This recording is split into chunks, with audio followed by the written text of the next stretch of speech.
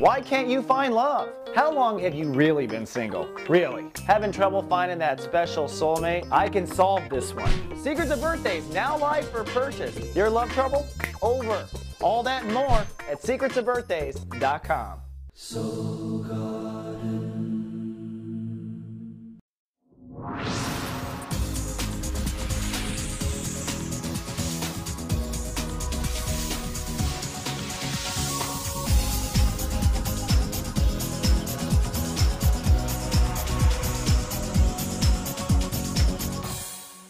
Hello, your honors, and welcome back to Soul Horoscopes weekly update from my webcam to yours. I'm your host to the universe. Thank you so much for joining us.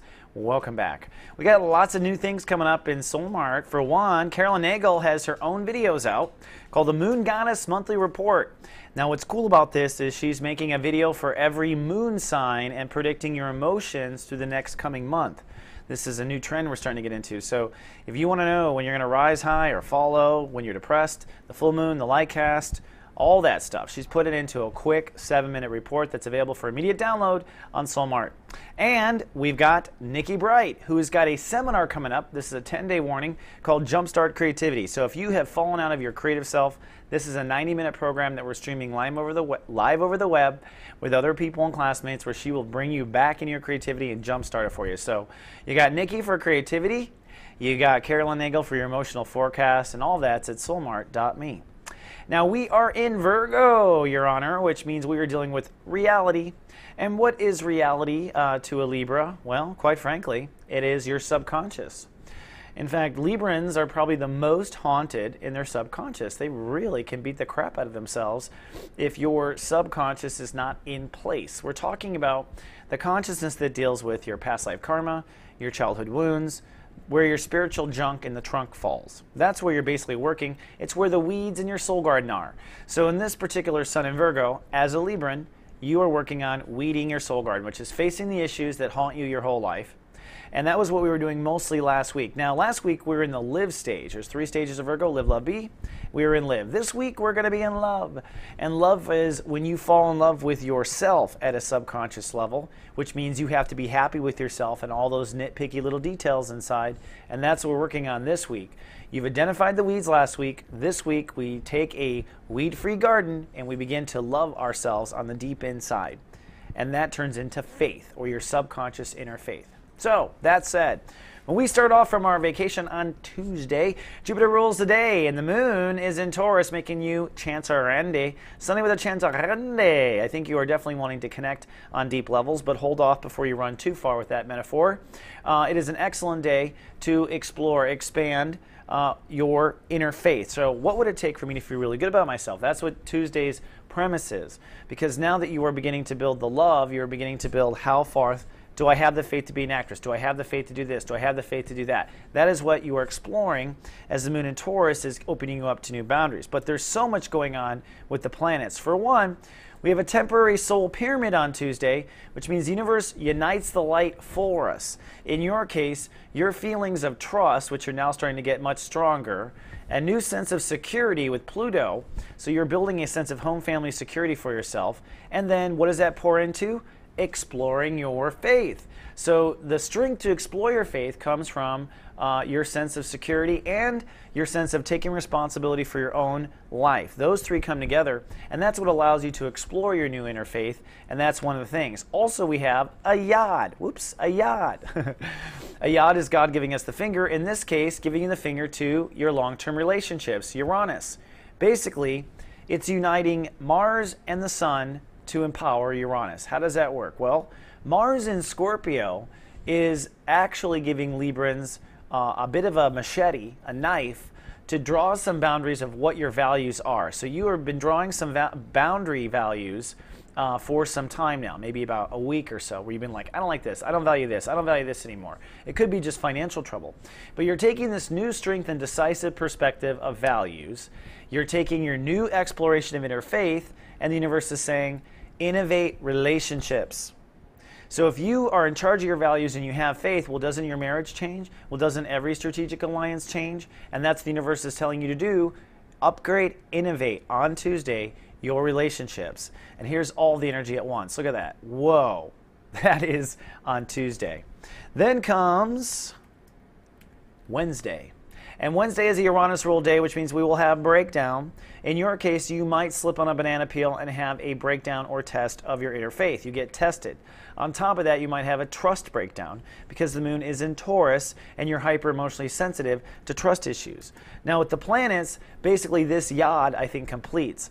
I think once Uranus rules the day and you finally have a final shakedown of inner faith or not, or what you want to love in yourself for faith or not, once you have that shakedown, this really is what allows you to, in fact, innovate your relationships. It is really what puts you in that final place. So really, it's a repeat of yesterday, only more powerful. And if you do no work yesterday, even more powerful. So be careful. It could be a breakdown if you don't play it right. On Thursday, cloudy and seeking some justice. Now, by justice, I mean in yourself or for life to be fair. And that's what you want everything to be. You're a Libra. Everything should be fair all the time. Waka? Well, that said, you're really feeling that on Thursday. Mercury rules the day, so your intellect is empowered. And you know Librans are big thinkers, so your intellect is kind of charged up as well. What are you processing? Well, you're processing where you want to have faith in yourself. Now, this may all be playing out somewhere particular in your life. Although I've said it's all about faith, it could be playing out in you trying to get the mortgage or you wondering if she'll come back. I mean, you could have any drama that is actually serving as a workbook exercise to this faith. So keep a very expanded view of this as you watch your horoscope. But on this day, it is a breakthrough day. It's a mental day. It's a creative day. It's a day where you're starting to process. Plus, you're sensitive with boundaries. But what's interesting is Venus. See Venus over there moving into Leo? Now, last month, what were you working on? Your power in the world and your place in the world and who you belong to and all that stuff. And that means that when you have what you want in the world, you can love yourself more. Good news. With Venus moving into Leo, as of Thursday, you'll start to see the results come in from all of your campaigning and all of your social politics and friendship politics and social context issues. That all starts to pay on Thursday, which is good because you're on an interfaith transit. It'd be nice to see that you actually pulled it off to build some faith. Then comes Friday. Now, sunny with a chance of genius. Oh, yeah. Genius on Friday. Many reasons. One, Venus rules the day. That's your home planet. So feels like home on Friday. The whole planet is trying to get things fair again. And whatever your interfaith woes were, at least for one day on Friday, you should restore interfaith with Venus. So you'll feel the faith. And in a way, the universe is saying, see, this is how you should feel all the time. So take Friday as the universe giving you a free card, a free space in that regard. The genius comes from emotions moving into Gemini. So your emotions move out of the murkiness of boundaries and into belief, which is a very powerful place. That's because of the moon in Jupiter. See this? When the moon crosses over Jupiter, which has been in Gemini, and it's been really pushing Libras to grow and learn, grow and learn, grow and learn. Now that you have Libra 2.0 around the corner, now that you have all these changes in your life, basically you have to change what you believe in because everything changes if who you are changes. So you've been growing and learning really fast. Well, with the moon crossing Jupiter today, Friday, you feel it. You can feel righteously that you know what you know because you said so. And that is really what the power is. But here's more. A new yod. A new yod. For one day and one day only, everything must go. And what it brings together is that Moon-Jupiter conjunction, you feeling what you know and you know it. And look at this, Uranus and Aries. Remember 2 days ago, the universe said, hey, you need to innovate your marriages? Well, you're out of time because on Friday, you take that innovative marriage, you take you feeling what you know, and what do? You put it toward the sword of Mars and Scorpio, which is going to cut anywhere you're being ripped off. So this all empowers you on Friday to take control of what you're worth, your manifestations, and your soul capital. So I think Librans are really feeling kind of mighty. But wait, there's more. Oh, that's the same. But wait, there's more. Saturn in your sign is at the final moment where you must be committed to Libra 2.0. Remember last weekend I said you must commit. And all this week, see all the things that happen and see how the universe takes what you do and does something with it?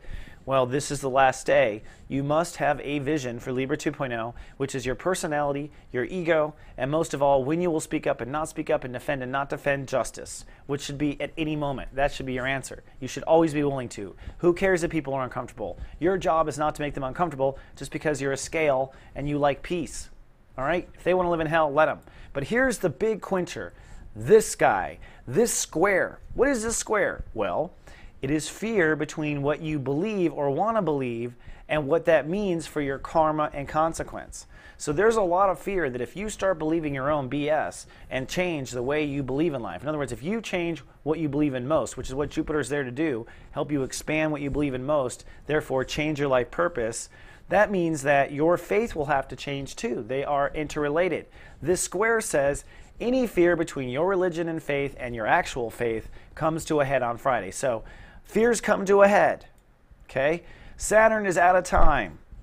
A new yod points to Mars, which is taking control of your values. All of this is Friday. Don't you love it? I do. Then on Saturday, it's cloudiness. Why? Neptune rules the day. So this is really the best day to meditate. Don't go out in the world. Don't do anything. Meditate on Saturday. You'll find out why in a second. But you must meditate on Saturday to make sure that you are very clear. One, on why or where you have faith. Why do you have faith in yourself? What are the details that gives you faith in yourself? Because you did it, you had it, you did it, whatever that is. It's time to add it up. And your intuition on Saturday is feeling out where there are holes in the plan. You are pensive. Your emotions are still in Gemini. You're off the rhetoric of Jupiter, but now you are still pensive in Gemini, and so you're processing. So it's a cloudy day of processing on Saturn day. Oops, sorry, I went to Sunday already. Woo, I keep doing that in all the shows. Why? I don't know. All right, here we go. There. Sorry about that. The other big grand thing, I beg your pardon for that, but I'm trying to keep up with the planets, is to take into account Mercury. Do you see Mercury on approach for the Sun? You see, Mercury retrograded not too long ago, threw us all back into reconsideration, got way behind the Sun, but at this time of meditation, Mercury and the Sun are beginning to conjunct. So you can feel something climaxing, and that's where I spoiled the surprise with Sunday. The climax is commitment. Commitment. Saturn rules the day on Sunday. So after all this, the universe is going to ask for you to please commit to an inner faith. Now remember, just yesterday, the universe asked you to please commit to Libra 2.0. Yes, time is speeding up. Commit to 2.0. Now commit to what you have faith in, right? The moon in Gemini means you are feeling your purpose. Life is full of purpose. But there's one more surprise from the universe, and that is this. Another soul pyramid. This time, running with the ball of Saturn. You just committed yesterday and decided to what Libra 2.0 is. And on Sunday, boom, it moves forward. From 27 degrees on, there is no stopping the train.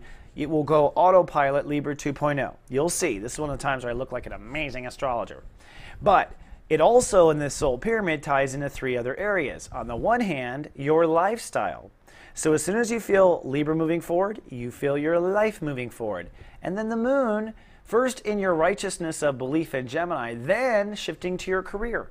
So it's your beliefs, your career, your lifestyle, and Libra 2.0 all moving forward in this synergy energy while you just happen to be committing to a new faith. And oops, one more cherry on top. Mercury has reached the Sun, which means that we are done exploring the past and reconsidering everything, which means just coincidentally when my next horoscope episode comes out, tomorrow, Monday, or whatever, you will move forward now with everything we described, and we are going downhill on a race to your birthday and Libra 2.0, all based on the faith you committed to this week. Cool, huh? I think so, even when I get the graphics wrong. All right, Libra, that's all I have for this 7-day forecast. Go to Soulmark, get your lunar report from Caroline, and figure out your emotions. Show up for the creative seminar if you need it. But if nothing else, come to office hours or meet you back in 7 days. Until then, live, love, be.